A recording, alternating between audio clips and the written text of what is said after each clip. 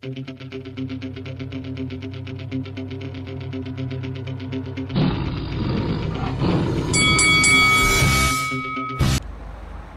Mr. Anthony Yard, Beast from the East, and you're watching Lights Out. This is Faisal Khan for Lights Out, and with me via Zoom, I'd like to be joined by Danny Darko, Daniel Egbunike. Daniel, good evening to you, mate. How are you doing? Good evening. I'm good, thank you. How are you? Very well, thank you for asking. Just spoke to you a little while ago on Instagram.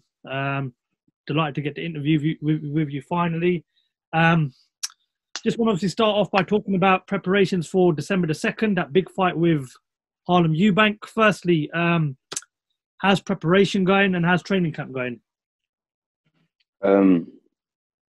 Preparation is going perfect, man. I've had a great camp. Camp's not finished, so I don't want to say I've had a perfect camp and then jinx myself. But yeah, fingers crossed, no injuries, nothing like that.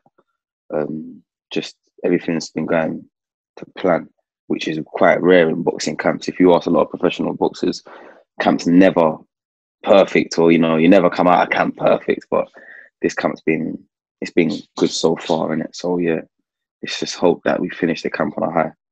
What's been different about this camp to your previous last 5 camps?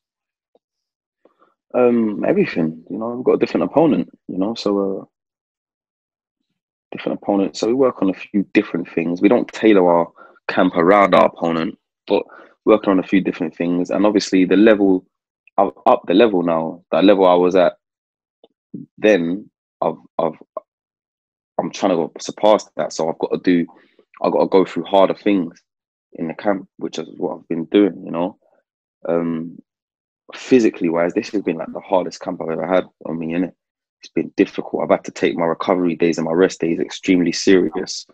You know what I'm saying? But yeah, no, it's been not only that. You know what? This camp here, I've done a lot of learning. You know what I'm saying? I've done a lot of learning. Like I feel like a lot of camps, obviously, I learned, but this camp here, I've soaked a lot in. Like a lot. So I'm excited. I'm actually really excited. I can't wait for the night. Like I can't wait to fight. Just to put everything that I've learned out there on the table. See where it gets me. Speaking to a lot of people, they've mentioned how excited they are for this fight. 2 British fighters, both undefeated, both highly rated. There's a lot of hype surrounding this fight, and rightfully so, as I just mentioned, both undefeated, both British fighters. Would you regard this fight as the biggest of your career so far? Of course it is. So far, you know what I'm saying? Yeah. Do you know what? The hype around me and Martin Madonna, that was big. I think that was a bit of that was entertaining. A bit of tension. You understand? Which is why that kind of blew up and that. But obviously, yeah, this fight here, this is the biggest fight of my career so far. So yeah. The build up to that fight with Martin Madonna was very entertaining. I just remember watching the conference. I was in stitches just watching that, but that obviously makes a good fight, a good build up to it. Shout them out though, because they're my good friends now, by the way.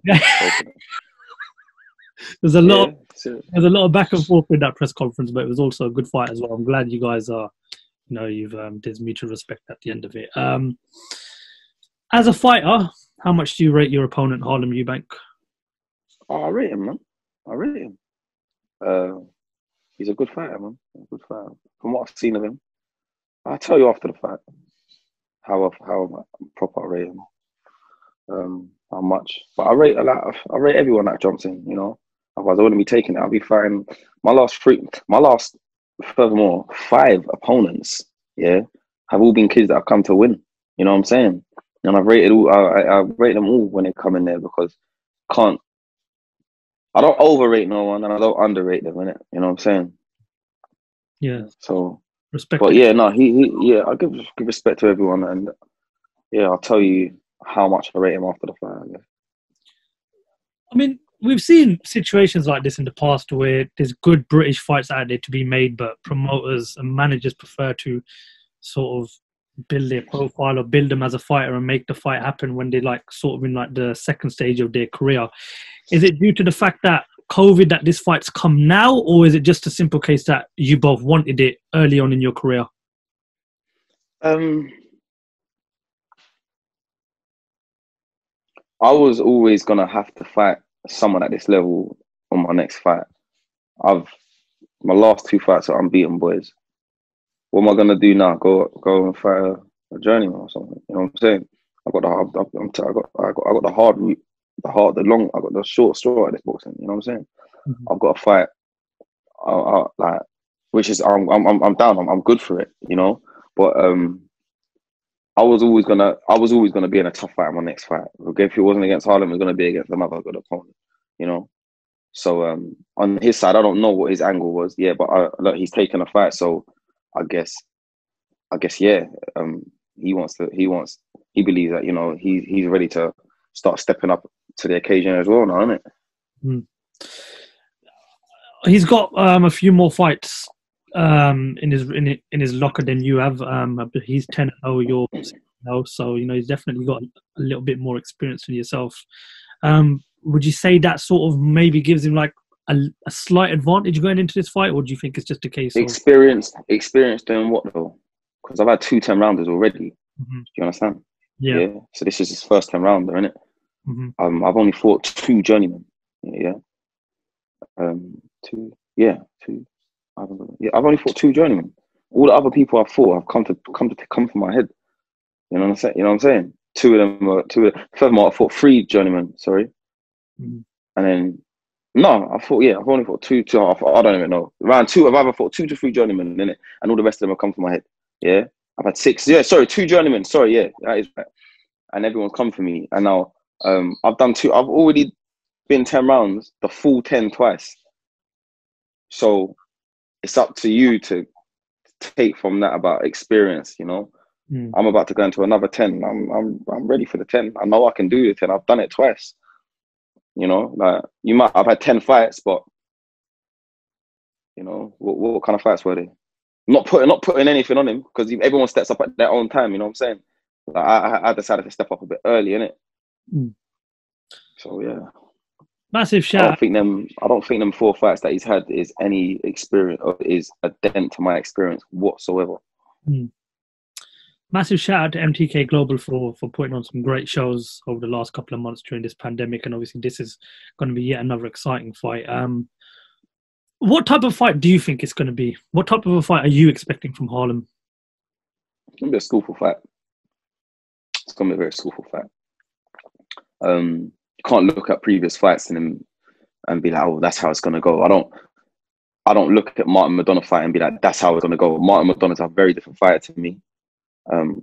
We've got a lot of different strengths in the ring, so it's different. And again, Billy Allerton, which is who my last fight was, is a very different fighter to Harlem. So there's going to be things that I won't fight in exactly the same way I fought against Billy against him. But this will be a skillful fight. I can't tell you right now how it's going to go. I'll let you know. Like, you'll see after the second round, I guess, after we fooled each other out. 2021 is going to be a massive year, you know, for yourself, for anybody else in boxing right now. And there's big fights to be made in this division. Now, I know obviously you can't look too far ahead of your next opponent, but when I say big fights, I'm talking fighters like, you know, there's fighters such as Akeem Ennis-Brown, you know, there's Lewis Ritson, you know, Kay Prosper that I know personally well because we're both from Luton and I've known him for quite a while. You know, what have you, I know, again, you can't look too far ahead, but what have you got your sights set on? How many times do you want to see yourself fighting next year? And is it a case of picking up more titles next year? It's all about picking up more titles next year. That's the only thing. This fight here is for the English Eliminator, which basically means if Kay Prosper still got that belt, me and Kay Prosper will fight next. If I get through this next fight, or should I say when I get through this next fight. And that's how far my vision has gone right now, is the English title, because that's what this fight's for. So once that mission is done, we'll move on to the next mission and see what's past that. Josh Taylor obviously is in this division as well. We know he's a world champion. He's had a great career so far. I don't know whether he's looking to stick around at a super lightweight. He possibly might even be going up to 147. You know, as a fan, what would you like to see Josh Taylor do? Because there's a lot of people that have been, you know, saying that now's the right time to make that move up to 147. Where would you like to see his future lie? He's got, first off, I think I want to see him unify this division, innit? So he's gonna have to fight Ramirez. Ramirez, great. Once he's done that, and I know he'll get through that. Then I know he'll move up anyway. He's too ambitious, innit? Of course, he'll move up to 147 and take everyone on. There's no point of him just chilling down there. There's nothing down there for him that much. There's no more competition, you know. He'll have to go out there to find his next bit of competition. So yeah, after Ramirez, I do see him moving up. There's a lot of people that have obviously said that they'd like to see him in the ring with Terence Crawford. We all saw Terence Crawford on Saturday night. Kel Brook, firstly, your thoughts on what you think is next for Kel Brook and how you think Josh Taylor gets on against Crawford in the near future? Kel Brook, I don't think we'll see him again in the ring. I think he's done now, man. He's had a great career, man. A great champion. Great fighter. Very good fighter. Yeah, but I think his time's over now, isn't it? You know what I'm saying? He could make a comeback. He could. Of course he can. You got to look at it, yeah. He stepped up and fought all the people that people don't want to fight. You know what I'm saying? Yeah. Like, and he's come unstuck against real lions, isn't it? But he still stepped up and fought them. So any average person that wants to step up against him is going to be in for a bit of trouble. You know what I'm saying? But again, you don't need to go through all of that, man. He's done his bit in boxing now. Sorry about that. Oh, damn. I think it was in the middle of the screen. So he's gone through his bit. He's gone through his bit in boxing. And yeah, he's ready to chill, man. You know what I'm saying? And what did you say? How did I think about the Crawford? Taylor Crawford. Taylor Crawford. Yeah, Crawford.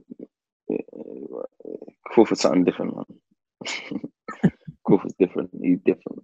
He's different. Trust me. You just don't underestimate Taylor, though. But no, I don't see him. It'll be a very good fight. Let me not say I don't see him winning because that's not true, innit? I don't. Who knows, innit? It will be a very good fight. You know, I rate Taylor highly, innit? Yeah, and a lot of people in boxing reckon Josh Taylor's potentially not even reached the level that we all know he's capable of reaching. I don't think he has. I think once he gets to 147, yeah, that's when he's gonna start. You know what I'm saying? Like people are gonna be like, damn, this guy is serious. Like he is a serious fighter. He's a very serious fighter. It'll be interesting to see him move up to 147 because $1,000,000%. There's Spence, there's Danny Garcia, there's Mikey Garcia, there's Manny Pacquiao. Definitely exciting times. Danny, what message would you give to Harlem Eubank in terms of December the 2nd? No message. Well, send a message for. I ain't got nothing to say. Yeah, man. What can the fight fans expect on December the 2nd? Because it's gonna be a very, very great fight. Fireworks, man. It's always, every time I step in the ring, it's always entertaining. You know, and it's entertaining when he does as well. Say that again. Fight week's entertaining when it comes to you, especially at press conference. Yeah, exactly. So yeah, just it's expect. Who knows? And they expect the unexpected. 100%. Yeah, how about that?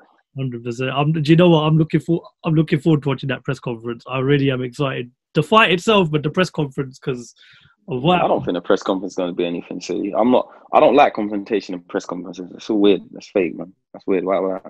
I don't like all of that in your face shit. That's all stupid. I was watching the press conference between you and Martin today in the morning. Still getting stitches watching it because just all of a sudden. You know what? Obviously, it was good. It was good, but I don't like that, innit? I don't like that type of stuff. Like it's fake confrontation, innit? That's stupid, innit? Like, why are you doing that for? I do not like that. I'm not one little bit, and I'm not aiming to do that over with this one either, innit? I got respect for him. He's actually a nice guy. I've met him once, and he's a cool guy, man. And that's about it, man. I ain't got no bad word to say about him. We've got to fight, innit? You know, after the fight, we shake hands. Maybe go get a piece or something. We're looking forward to it. Right, Daniel, is there anything else you'd like to add before we bring the interview to an end? No, that's about it, man. Thank you very much for taking this time out to give me my interview. No. It's our pleasure, and we're hopefully looking forward to speaking to you perhaps nearer to the fight or just after the fight. Wish you the best of luck. It's one fight that we're really looking forward to. I hope all goes Excellent. Thank you well. very much. Thank you for giving us your time, Daniel. No problem whatsoever, man. Take care of yourself. Thank you very much, and thank you for talking to Lights Out. All right.